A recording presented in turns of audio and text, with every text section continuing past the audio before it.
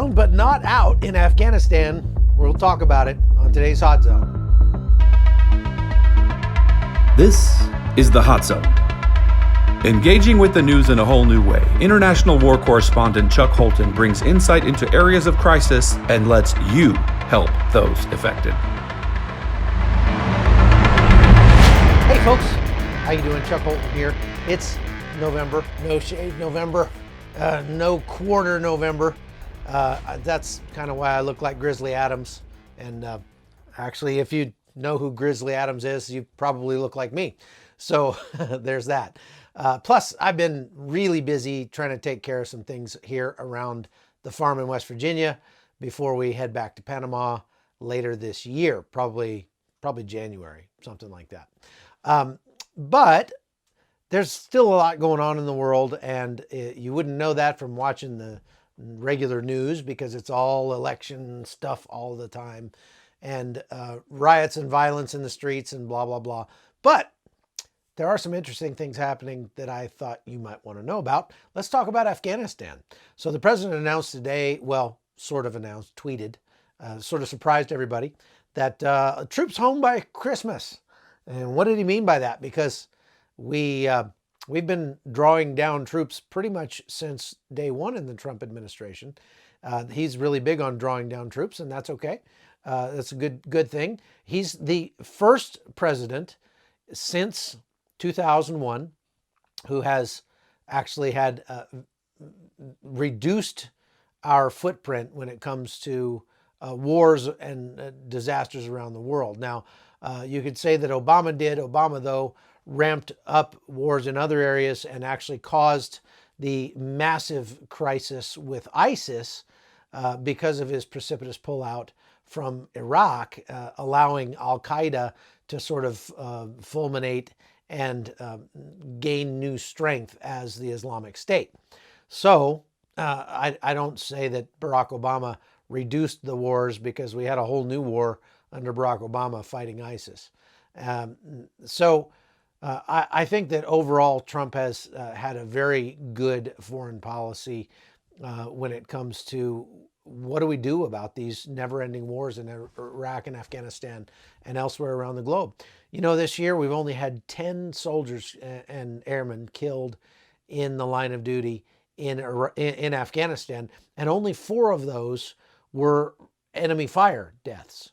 And so only 4 enemy fire deaths in a year is a really, really low number. Now, if you've been following this podcast for a while, you remember when I went to Afghanistan last year and found out why, because our troops were not being allowed to leave the base.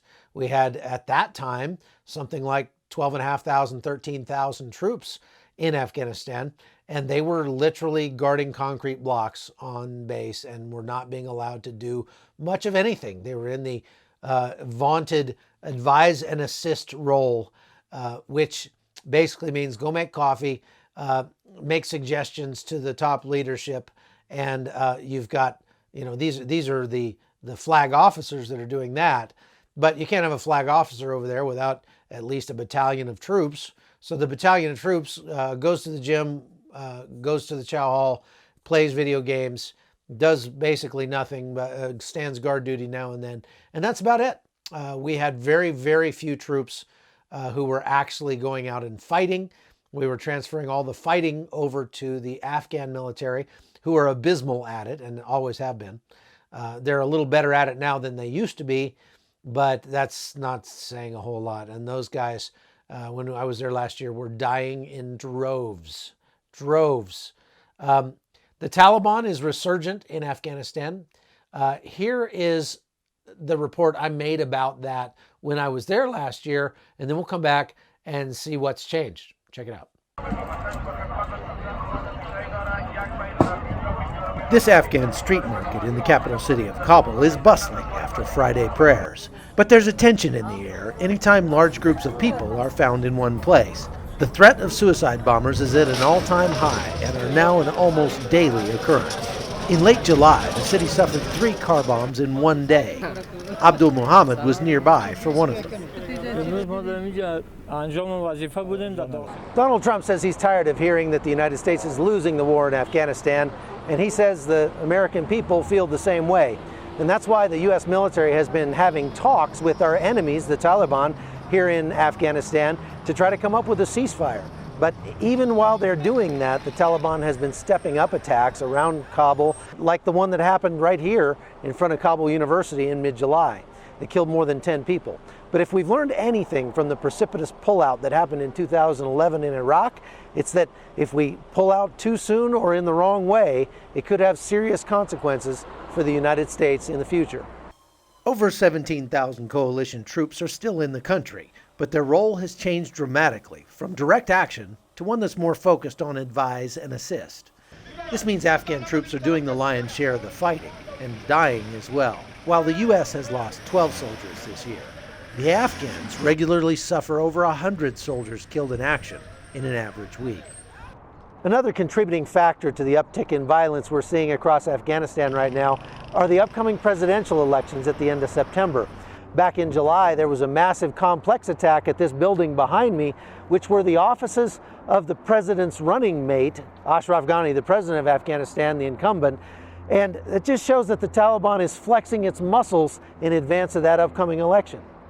Secretary of State Mike Pompeo said in August that the solutions to Afghanistan's problems are diplomatic, not military, and that the U.S. is committed to working with the Afghan government to finally extricate our forces from the country. President Trump has made very clear that his desire is that we develop a diplomatic resolution that permits us to reduce the resources that are located there in country while simultaneously ensuring that Afghanistan never again becomes a platform where a terror can strike the United States of America.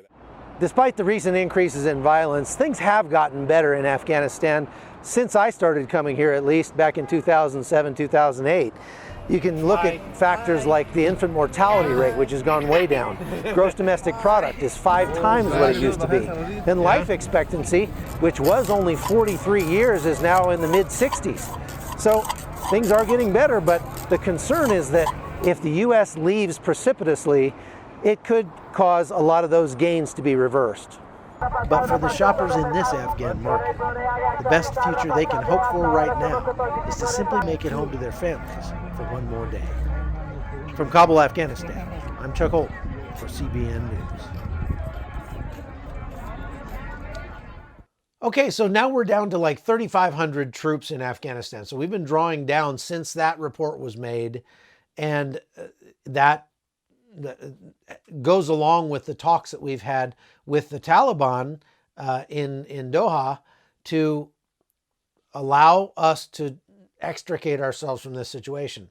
Now, the Taliban, in every meaningful sense of the word, is winning in Afghanistan because they're the ones who are still going to be there after we pull out, and they're going to be in charge.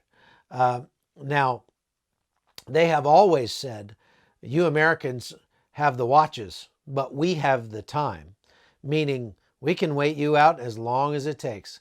And they like to fight. There's nothing else to do over there. When you live, your whole life is, following the back end of a goat around. There's not really, these people live a 7th century lifestyle with Kalashnikovs. And so fighting is kind of what they do for fun. And they don't mind fighting. They'll keep fighting us as long as it takes. And that's one of the reasons why Afghanistan has been known as the graveyard of empires, because Afghans have always been that way. And more and more people keep going over there, trying to make out of Afghanistan some sort of civilized country. And you're just not going to turn them into a Jeffersonian democracy. It's just not going to happen, because their prevailing worldview tells them that it is an affront to God to improve your life. That God had you be born, Allah had you be born in the place and time where you were born and gave you the things you have. And for you to try to improve on that and get something more is like slapping Allah in the face. That's essentially what they have thought since the 6th or 7th century. So therefore, they still don't have roads, paved roads very much. They don't sleep in beds very much. They don't have electricity. They don't have toilets very much, things like that.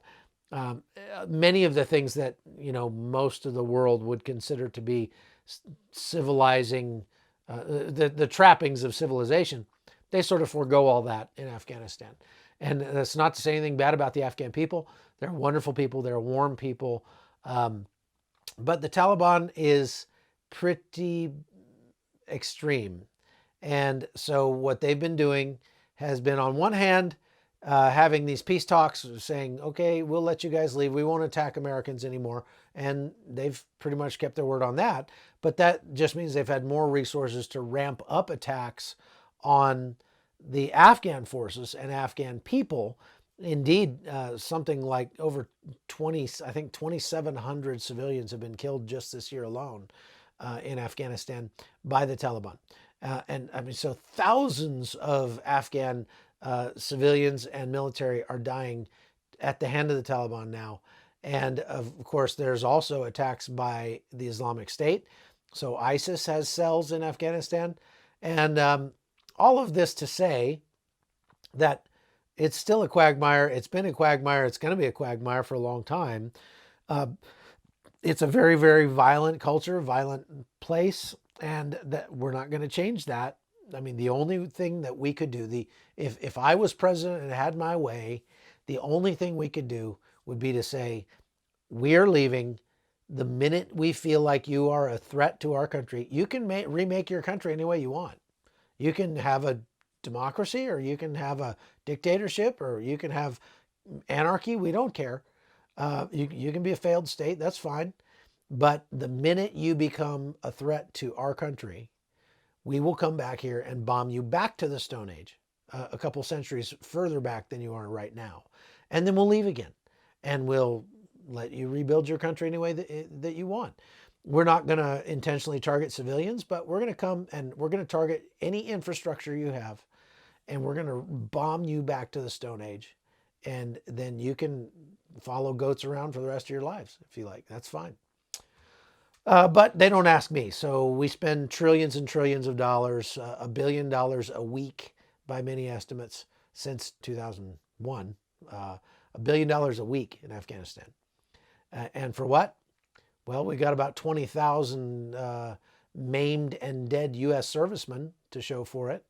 The plight of women has improved in Afghanistan, but that may not last long if the Taliban has their way. They're already making lists, just like the Democrats in the United States are making lists of people who supported Donald Trump. The Taliban is making lists of people who supported the United States. And many of those people are making their exit strategies to Qatar or somewhere outside, maybe the UAE or someplace. They're going to go live in Dubai and take whatever money they've been able to skim off of the massive largesse of the American taxpayer and leave Afghanistan in the dust. Because if they were to stay in Afghanistan, the Taliban's going to come looking for them once we leave. And so, look, right now, this election has global ramifications around the world, without a doubt. And one of the things about Afghanistan is they want to know what Joe Biden's strategy is going to be for Afghanistan. And indeed, I think it's going to be a continuation of what Donald Trump has been pursuing. Joe Biden, the only thing he's really said about what he would do in Afghanistan is to reduce the number of troops there even further and leave a small contingent of special operations troops to keep an eye on Al-Qaeda and the Islamic State and the Taliban. And again, once they become a threat, we go in and take them out and kind of leave them alone.